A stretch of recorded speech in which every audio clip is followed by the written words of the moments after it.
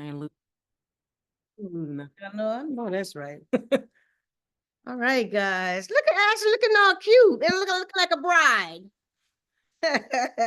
Hello, everyone. Let's start. Is everybody ready? Everybody looks so good. Look, okay. Come on, Ashley, come through. Listen with the curls. Listen. We're ready? Yes.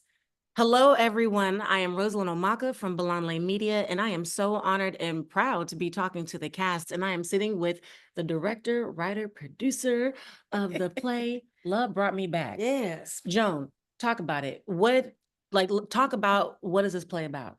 This play is encouraging married couples, engaged couples, singles who are actually looking for a great relationship. Sometimes we get into a relationship and we pull the covers back and there's things that we have to deal with. And so this story is about a married couple that actually went through adultery. You know, their marriage was tested. And there's so many opinions in their marriage. They can't get it together because so many individuals have a say-so. And sometimes, you know, sometimes other people are actually running our marriages. And it's not just about marriages. It also caters to singles, because a lot of time we're too, is it dependent? We're too strong, and it's hard for us to get a mate because, you know, they come into our lives and we're so strong that what is it there for them to do? Because you got everything. What can you do for me? You know, so we're highlighting just love. We're highlighting forgiveness, unforgiveness. We're highlighting communication in the relationship. So I'm excited about this. Keep in mind that this is a movie, guys. It's streaming now Beyond the Vowels. I say book. It was a book club, and now we are live with some great and talented actors, but that's enough from me. I'm going to actually go ahead and hand it over to Roselyn Omaka, guys. So you can take the floor. As you're talking, I'm looking at this beautiful cast, and I wanted to have everyone have a little moment to speak and talk about their roles and the characters that they play. And I guess I'll start with some of the main characters: Dawn, Karen, Dottie, and then of course the First Lady. Let's go ahead and start, and just to make sure everybody's present. Yeah, Dottie is running a little bit late. Okay, yeah. Let's go ahead and let's start with Dawn. Looking good in that sweater. Hey. Hey, how's it going? Good. How are you doing? I'm doing good. I'm blessed. And highly favored. Let's talk about you, because I know we're gonna see you shine. You know what? I've been working with Miss Joan for so long, and I do think it was just one of God's ways of asking me to come back to the field because of the work we did previously on the film, and it was on my heart to, you know, if I was going to come back, it was only going to be for her. So, you know, first go round. That says a lot. Do you want to talk about your role for a quick second and the character that you play, Don? Yes. Don is a troubled man. He has a past, like I believe all men do. And I do also believe that through his course of finding his way back to God and finding his way back to repentance, you know, with his wife and with God, that's the biggest message for the men that are going to take away from this, that you can find salvation, but you have to trust the process and you can't rush anything. Even if, you know, said obstacles come back in your life, you still have to lean on God and not worry. Amen to that. Thank you for sharing. And I'm pretty sure men, they can what is happening? Okay. I'm pretty sure men like, what is happening? I'm pretty sure men, they can relate to that character.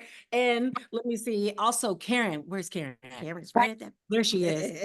Listen, okay, come through with the curls. Karen, let's talk about, so beautiful. Let's talk about your role and why you decided to take on this particular role. My role as Karen, she's a millennial, God-fearing woman who's very career-driven. She lives this fairy tale. You know, she has to have her dream job. She has to have a dream man, her dream family. And through this journey, she gets her wake-up call. And that was one of the things that drew me to her character, because not necessarily just in relationships, but in life, period. You know, you can have everything, you know, going to plan, and one hurdle comes or a couple of hurdles come and you think everything that you've been through is for nothing. But I feel like this role drew me because it allows me to deliver a message to others that these times are needed. Tests are needed.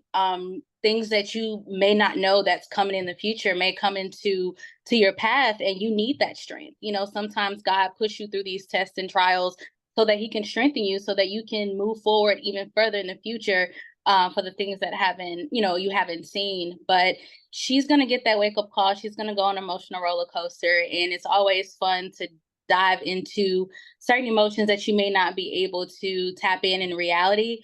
So I'm excited for people to see this story. It's very beautiful. I love the way that you describe that, and I'm pretty sure so many women and people, they're planning their lives and everything needs to be picture perfect. Picture perfect.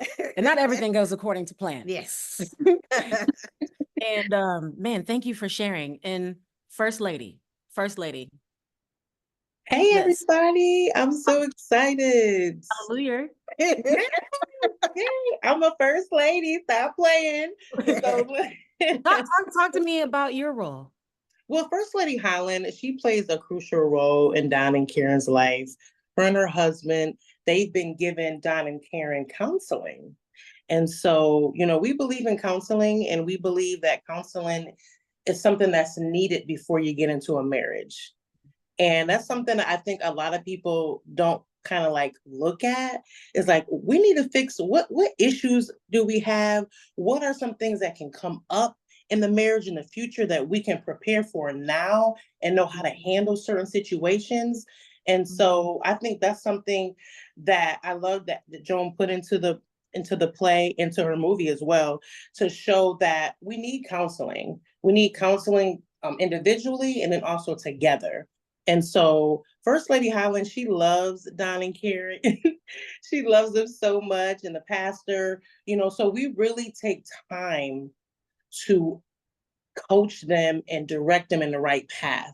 And some things come up, okay? Some trials and tribulations, I really try to lead and guide them in the way that I know that God is leading me as First Lady to lead them. So, yeah. That's beautiful. Yes. And then first ladies are very, they do a lot in the church today. Yeah. They take the place of their husbands when their husband is out of town, like a first lady, and then they minister to the women. So and the the men. And the men, yes. Yeah. Yeah, and I think the play showcases that, because Pastor is doing a lot in the community. He has to attend to different meetings, but there's still issues that the members go through, and they need somebody to be there to support them. And so that's where First Lady comes in, and it's being showcased in the play. I love that. Yes. And Dolores is also the director assistant. So she's doing that too. So she was actually reading roles for maybe half of the rehearsals. Oh, wow. Wow. So she said, listen, it's time for me to step into my own role. I got to learn my own lines. So There will definitely be questions that I will want to ask you later. Dottie. Dottie's running late. Oh, Dottie. I'm Yes. sorry. Mm-hmm. So, Oh, I was gonna definitely ask. And this is, anybody can feel free to answer these questions, but when it comes down to all of you in rehearsal, I just want to know some of the fun moments that you'll have behind the scenes, real quick. What were some of the funniest moments? Trey Love, come on. You already smiling. Look, oh my goodness. Oh, me tripping over a table, tripping over a chair, falling down, busting my behind. We had some good times. Now, let me say this. I've always wanted to play a stripper. And for me to have this chance to show all this sexual chocolateness, I was on it, baby. I was waiting for this day. I waited my whole life for this role. And to have the opportunity to get up there, be silly, have some fun, it's nice. It's really nice. I really appreciate Joanne put me on, and it's pretty cool. Oh man. And I will say for all of you, and feel free, because I would love to hear multiple answers. Because when it comes down to this experience, what about this experience has been the most rewarding behind the scenes with working together as a team? What's been the most rewarding experience with this play? seeing that all the actors are they hone their gift. They're very talented individuals on this cast. We have several playwrights. You have Dolores, you have Yolanda Martin, you have Joyce Smith, Ashley's also. So we have several individuals that actually they walk in different roles. And so that's what's exciting about that. Like, we're on set and they're so humble. It's like they probably see something that can be changed, but they'll hold it. But Yeah. because you know, everybody run their set different. But at the end of the day, we know that we're a team. Yes. And we just get in there and try to help the production be the best it can be. That's actually important that you just said that, because I'm curious, because many of you, you're not just actors, but you're also leaders in your space. And I wanted to know, when it comes down to mentally preparing for this role, especially with you also being a leader and then having to work alongside, you know, Joan, what is that like? What was that like as far as getting your headspace right? Because you know you want to say something, but you're like, no, let me not say nothing. When I come into atmospheres like that, I kind of come with a clean canvas. Just like she said, everybody does their production different. And I always give people grace. And I'm always a student. At the end of the day, my mindset is always a student, no matter where I go, because I know that I have to learn. If it's in God's purpose, there's a message and there's something that I need to learn from it. So sometimes I do have to set my own personal boundaries and be like, okay, Ashley, you're here for a reason. Let's enjoy the wave, enjoy the ride, and see what it is that God is trying to get through you to them, or vice versa. So I always come with that type of mindset.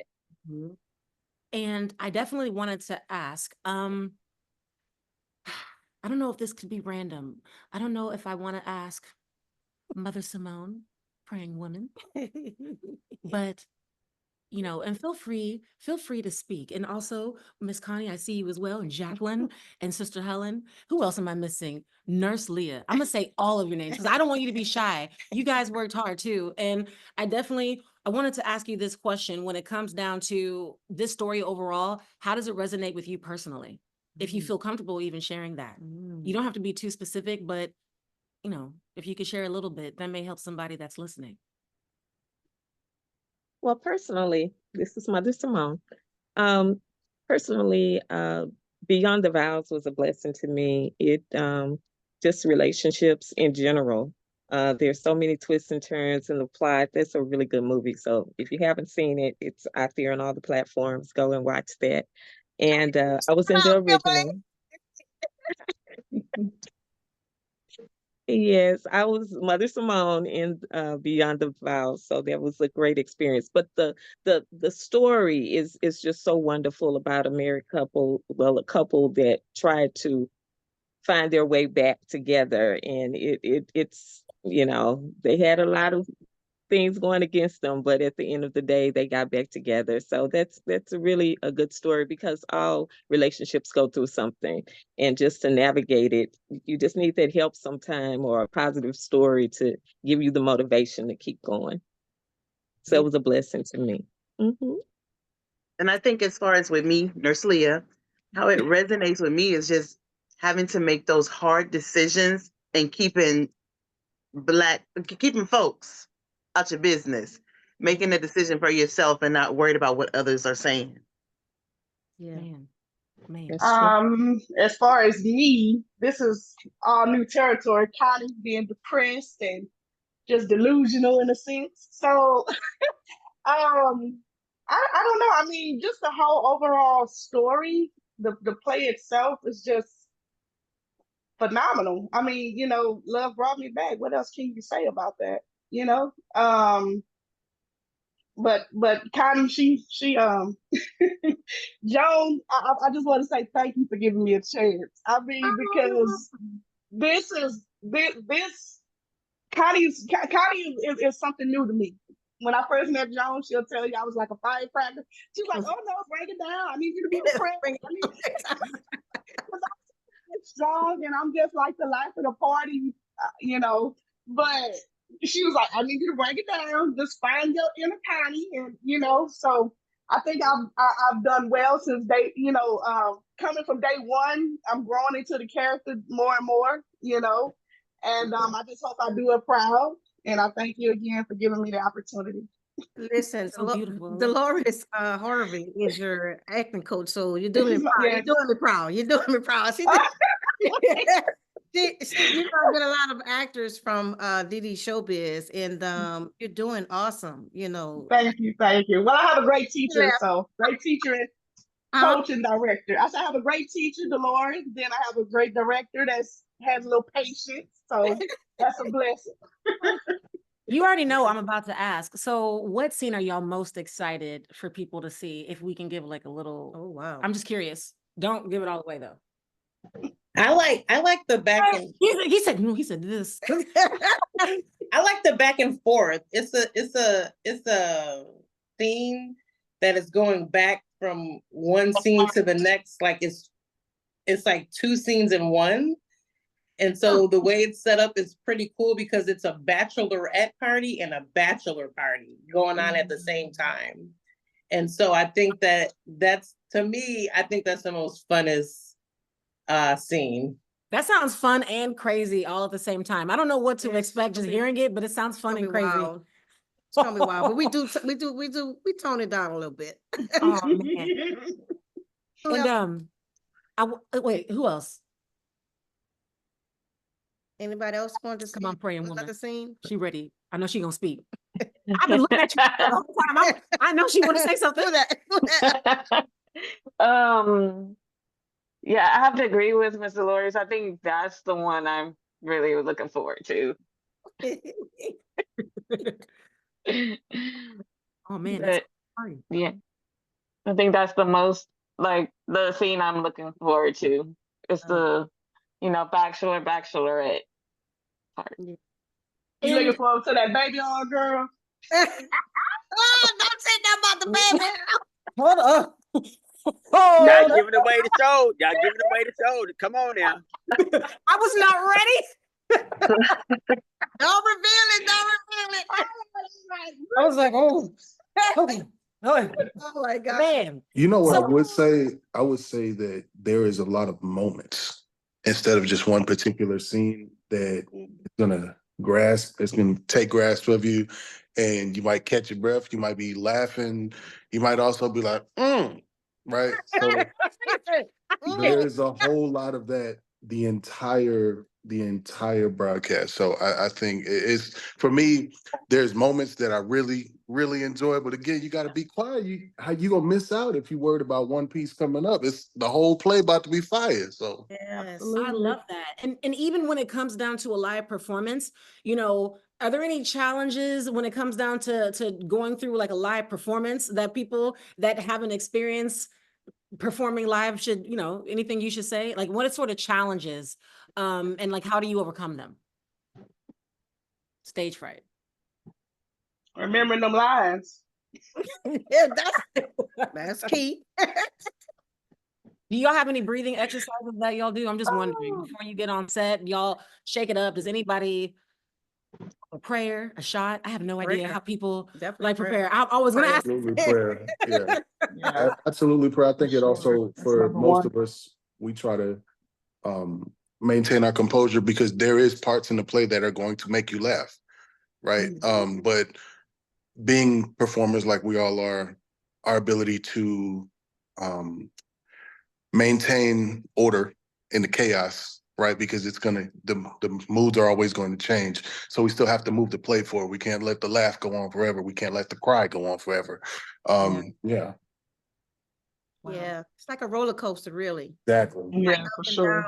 You can't really get situated in one scene because then you got the next scene coming up that's going to pull you right back up, So, but you guys all do a great job. This is Pastor Holland just came on, and Jackie. You need to hear from Jackie. And speaking of the prayer, going back on the most rewarding of the rehearsals, I think that would be part of it, because usually when we open up in prayer, it just sets the tone, and no matter how rehearsal goes, we just know that it's going to be going in the spirit of God. Like it's going to flow no matter what. That's beautiful. And man, this is such a good talk. I don't want to break it, but we have some new people that joined the conversation. Jackie. You said Jackie? Yeah, Jackie right here. She can hear me? She's our stage manager. I didn't even know who you were at first, Jackie. I'm trying to. Jackie, welcome. I think she's on mute. She got to come off mute. Jackie, you hear us?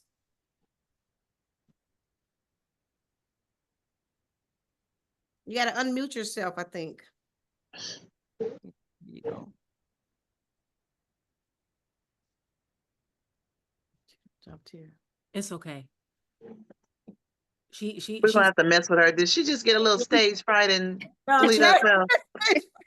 no, she's coming. She's coming. And I have a question. When it comes down to memorizing lines, you know, do you have any advice for any actors that are watching this? What helps you when you're trying to memorize lines? Well, let's see. Practice. Practicing? I'm sorry. For me, personally, for me, it's like at first it was kind of hard because I would be reading like just my lines, and you have to remember like what comes before your line, what comes after your line, and then I was studying with this lady, and well, the first person I started with, and she said basically read it, the whole thing. So that way, if somebody misses their line, you can help them come back in. So what I do to remember my lines is I write them down, and then this might sound crazy, but I write them down, and then I record it. And when I go to sleep, I put my buds in when I go to sleep, and I let it play. And it's really good because a lot of times, like I work with Miss Dolores on a few plays, and I mean I was off script 3 days, you know, a week, you know, 2 days I was off script. So it helps to write them down because you tend to remember what you write. So if you write the line before yours, then write your line, then write the line after, then you'll remember your lines a whole lot faster. It just works for me. That was amazing. Yeah, it just works for me. Hey, You Dad. know, and I just do it. Hey, how you doing? I just do it. So it just helps, especially when you got a lead role and you got a whole lot of lines. It helps, and I guarantee you, if you record your lines, just record your whole scene, and when you go to sleep, just put your buds in. I guarantee you, subliminally, you'll start to remember your lines a whole lot faster. Wow. That was game. I don't even know what to say after that, because when it comes down to just the scripts, I know that people apply that to all sorts of things as your subconscious mind. So I thought that was really cool. It works. It works. It's beautiful. Oh, she's back. Oh, she ain't shy. Not at all. Not at all. These people are crazy. That's if I can say they're crazy. They mental, all of them. They be trying to hold on to these scripts. No, I'm just teasing. It's just fun. I love the arts. And every day I have it in my face. I don't just do stage managing. I'm an actress. I on film as well as on the stage. I love it. I love it. I love it. If I never got paid for it, it was something I would do for the rest of my life. And because it's a gift and it's something that God has instilled in me, even when I was a little girl. And I always wanted this whole big thing, and I'm grateful. But this production, y'all, for those of y'all are listening, y'all need to find it because we got some R&B singers up in this house. How many? It's 1, 2, 3. We got about 4 or 5 people that's in this production that actually have projects and have sung with toured with big people as well. And it's just an honor to do this. But when it comes to making sure I know what I do, and you being a stage manager, you have to know everybody's thing. You have to go, there's 50 people on stage, you have to know where everybody's supposed to be. You're supposed to be stage left, you're supposed to be downstage right, you coming in, entering. You have to know so much. You have to be a multitasker. But I love it. I love it. The adrenaline gives me what I need. I love that. That's very beautiful. And because I know there are people that are interested in that role, but they don't know. How did you get started? That's one question I wanted to ask. I actually got started, maybe about 15 years ago. But when I was a little girl, I always wanted my name to be in lights. And my not my acting coach, my guidance counselor in high school, I was getting ready to graduate. And she said there were too many people walking around with speech and theater degrees and no jobs. And I said, well, I think I need to change what I want to do because at least I want to make some money. And so I went to agriculture engineering. And after I did that, I started acting. I'm originally from Louisiana. I came to Houston. I started whoop whoop, I'm from the boot. It is it was just something that was in me. And I was always taught if you are African American, 9 times out of 10, when you went to church on those youth Sundays, you were the one that was saying the Easter speech. You you might be saying a welcome. So I learned how to talk in front of people and stand, and I love it. I love it. So then when I came to Houston, that's when I realized that I had such a love and a gift for it. And I started honing my gift. I still have an acting coach.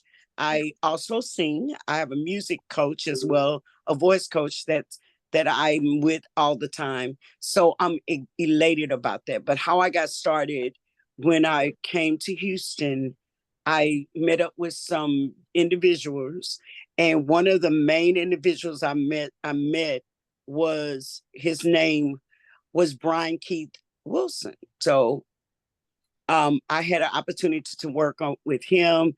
Then I went to school and I got the bug. That's how I started. I love that. Thank you for sharing. No And problem.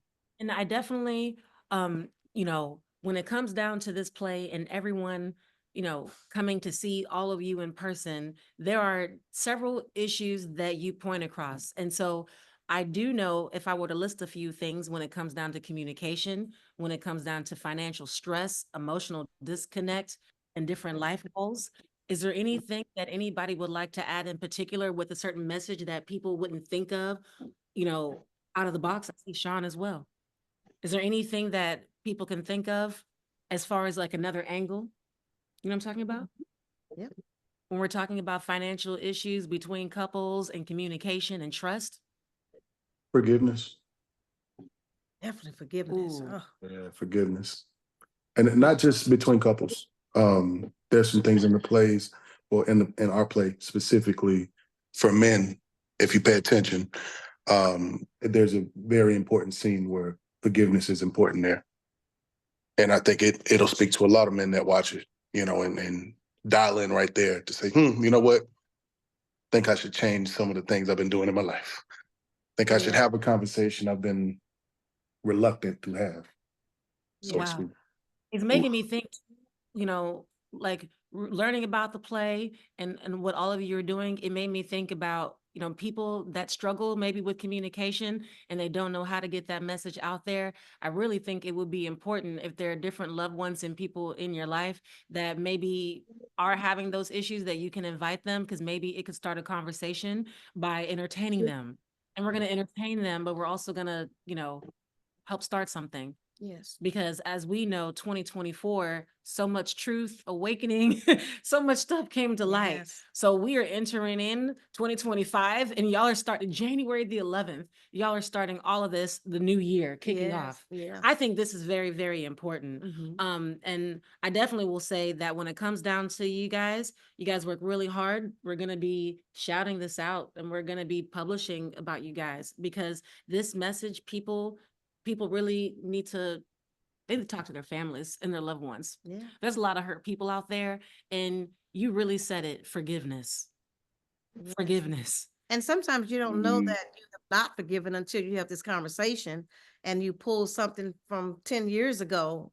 And it's even by how you speak to your partner. You will know that there's no forgiveness there. So Wow. You can take into consideration like what I learned because I spent about a year, a little over a year, let's say a year and 4 months in therapy. trying to figure out, the mistakes that I was making in relationships and certain things, trying to find out about myself. And in this particular play, there are a couple of characters who are the men are, they are, I guess you say the typical man. I got this woman over here. I ain't worried about this. I don't want to take care of no kid. I don't want no woman like that. I'm good. Stuff like that. Those things are cool, but in a relationship, the one thing that I realize is that as a man, and most men don't even speak on it because they think it's a sign of weakness, is you have to learn how to be vulnerable. And the reason why I say that is because if you can be vulnerable with a woman and you can let her know that what you did hurt my feelings, and can we talk about it? Because that's one of the feelings that's a non-negotiable for me. And if you can be vulnerable enough to share things with your woman, your spouse, your girlfriend, whoever, your family, and they don't respect your vulnerability, as a man, you can hold your head up high and walk away. Because now they can't say, you didn't tell me. I didn't know. You didn't know how to talk to me. Well, yes, I did. And I let you know what bothers me. The finances, the way you spending money bothers me, or the way you're always gone with your homegirls bothers me, or, the fact that you don't come straight home from work, you come walking in here strolling, things of that nature. You have to be vulnerable enough to be able to tell a woman what's bothering you, because when you do, and she don't respect it, just like women, if you do, well, women are emotional anyway, but what I'm saying is, as a man, if you can't be vulnerable enough to explain to her what's going on, then you can't walk away with your head high because you did what you were supposed to do. That's how I look at it. And in this play, we have characters that are, I'm good. I got this woman over. These are the kind of things that we do as men, because the people that I've asked, vulnerability is a sign of weakness. Nah, man, weak dudes do that, man. I ain't weak. I mean, it don't mean you're weak. It really don't. Right. It's actually weird that you said that, because I feel like it's weak when a man doesn't show his emotions. I mean, of course, and again, I'm speaking for myself here, but I think it's power in, as a woman, you want to you want to know that that man has something inside of him, something inside of him. We're all human. And I I know mean, if I'm mad, and I'm mad, because women pay attention just like men do. If I'm upset about something, or if I'm hurt about something, and you come in the room and you ask me what's wrong, and every time you ask me what's wrong, I'm good. Nah, nothing, I'm good. How long is that gonna last? You know what I mean? How long is that gonna last? How long am I gonna let it build until? Does anyone have anything to add? Because he dropped some gems right there when it comes down to self-reflection, seeing from within, and then seeing how, because I know I've done self-reflection, even just within this conversation, when it comes down to forgiveness. Sometimes, you're trying to figure out how to make those steps forward in communication. I think this play, I will speak for myself, I think it's definitely woken some things up for me that I'm thinking about as we're all talking. I was going to say, just to kind of piggyback on what he was saying, is that in the play, another lesson to be learned is owning your own truth and being okay with it, because in the different characters, you can see all of them have something going on, and they're all fighting with different demons outside of them, and also as well as themselves on the inside, just like, should I, shouldn't I, is this okay, what could I do, what should I do, who should I be doing it for? It's just being able to own your own truth and being okay with it. It's beautiful. Yeah. And I think also we as and I hate to throw the race card in, but we as African Americans, we don't want to go and get help. We say what goes on this house stays in this house, and we don't try to go and get assistance. We don't try to go and get help. We just sit there and we don't do it. And then, like my brother said, we blow up at the end of the day because we don't go and communicate. Currently, it's 15 years that I've been with my husband. And there are those times that I literally had to stop in the tracks and say, honey, I need to talk to you about this. I need to talk to you about that. Let's communicate on what my husband is, the snakes and snails and puppy dog tails, which means he's a man, you know what I mean? But he's gentle with me. He's a man. But the cool part is I love, if I can't say anything about anybody or anything in this production, we have to communicate. We have to let somebody know. I hate confrontations. I've known several people that's in this production that know me, but I hate it. Confrontation it bothers me. But God just began to tell me, Jackie, sometimes you have to deal with stuff that you don't want to deal with, so it doesn't come back and haunt you, that you'll get an ulcer, you'll be sick, you walking around here with a high blood pressure or with diabetes, not just because of what you're eating, but because of all the stuff that's eating inside of you. And it's so important that we communicate. And I love the fact that we are communicating, and we will see. I didn't say other people will see themselves. We will see ourselves on stage. We see, oh, I could have did better. I shouldn't have said that like that to my sister. I shouldn't have did this to my brother. And so at that particular point, the thing is that we as people, we have to communicate. That's the biggest thing. I think beyond anything, communication. And then that way we can talk. We can say, then, just like my brother said, that hurt me. So let's talk about it. Man. Does anyone have anything to follow? Because I don't know if that was a mic drop. I don't know. Anything to follow? That was a mic drop right there. That was a moment. And I will definitely say, when it comes down to communication, anybody that y'all know, I'm gonna just say this again, anybody that you know, I'm gonna be inviting people to this play. It's some people that I'm going to be inviting a wide range of people. I'm thinking of people where we may have some differences. We do need to talk and open up that discussion. It's like, hey, let's meet up. Let's pick this particular day. Yeah. Does anybody have any final last things that they would like to? Oh, wait a second. Dottie. Wait a second. I don't see Dottie though. I think she's coming from work. So I told Oh, okay. Just I wanted to add that the play also touches on friendships and boundaries that we have to place within our friendships, because sometimes as women, we do allow what our friends say and influence us with, and it can affect our relationships. And so, like Dottie and Ashley, and Karen, sorry, Dottie and Karen, their relationship gets, is pretty intense because really there was no boundary in place on either side. And so the play really touches that, and how you can build those boundaries with your friends, because it's not just intimate relationships, but it's your mother. It touches on that, the parent relationship, child-parent relationship. It really touches around all relationships, and that's what I really, really like about the play. It's not just married couples or couples in itself, but it's friendships, it's relationships between a child and a parent. And so really being able to set boundaries is important. So I just wanted to touch on that as well. Setting boundaries is very important, because you will be tired when you're serving everyone but helping yourself.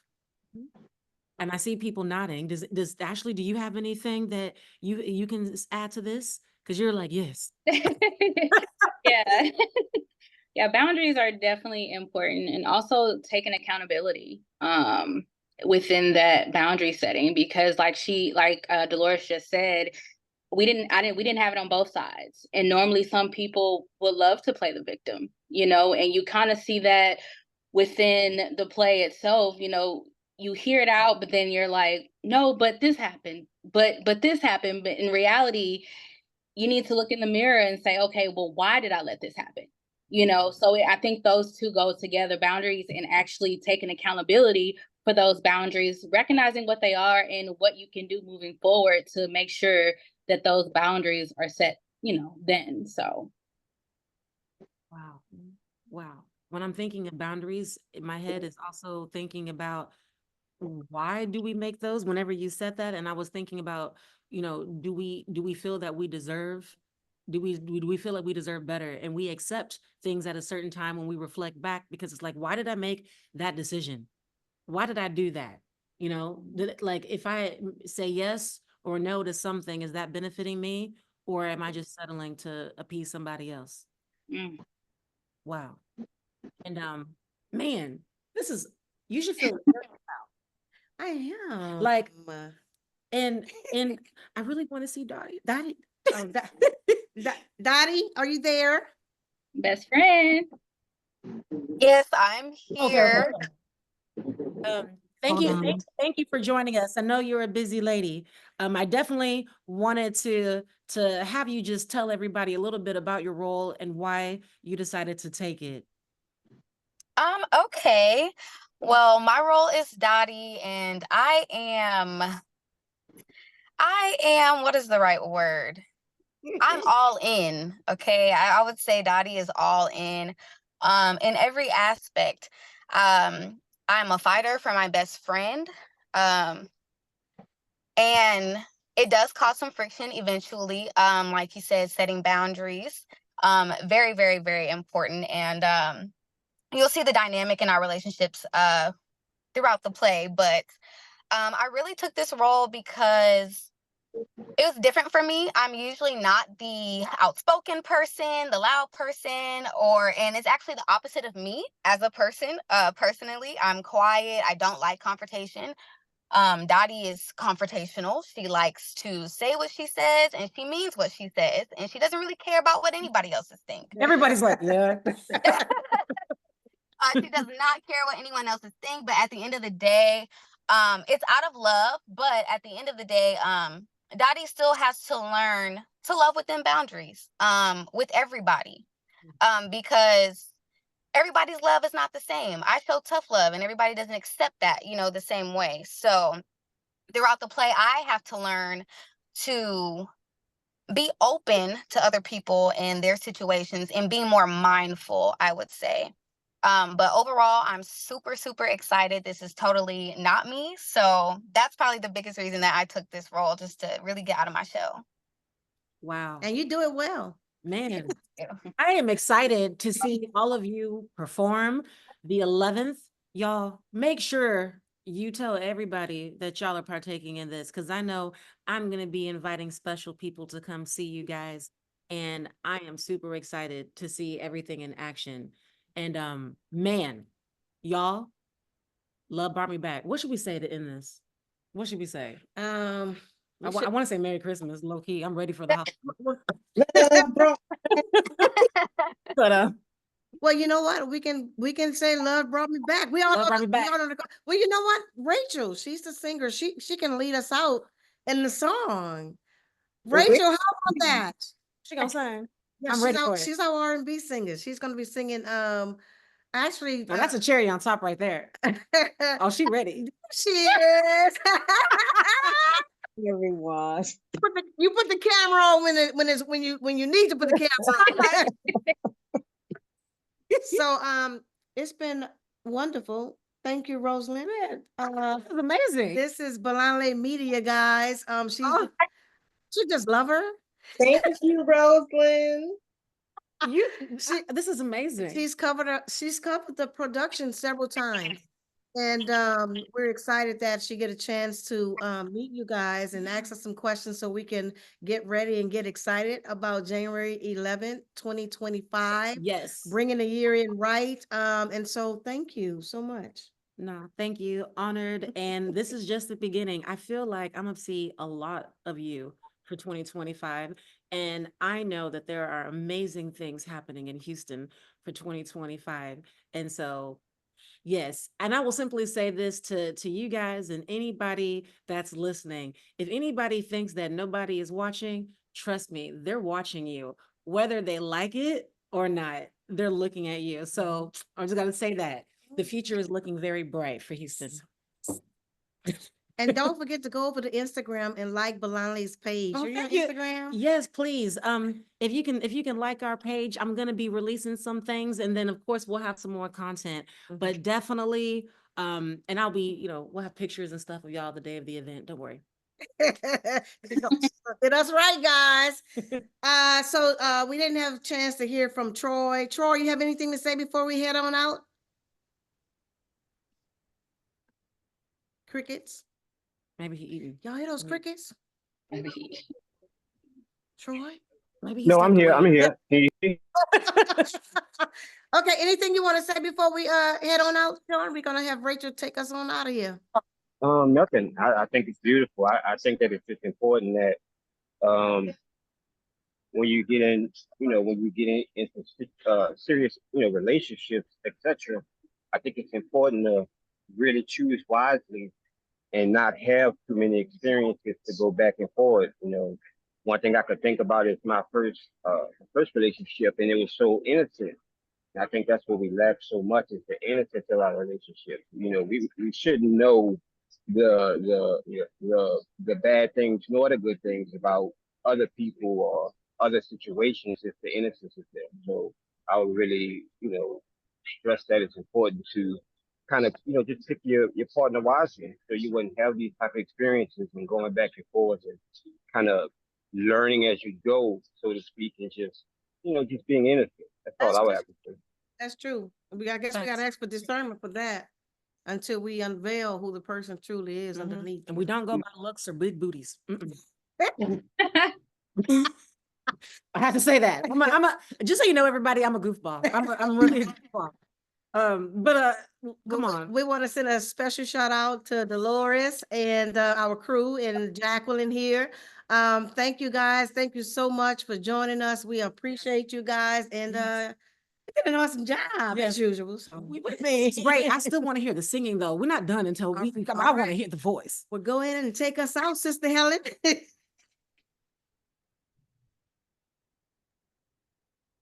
Love brought you back. Love brought you back. People don't miss it because love will bring you back. That was a little taste, guys. This is like old school. I like that. Yes.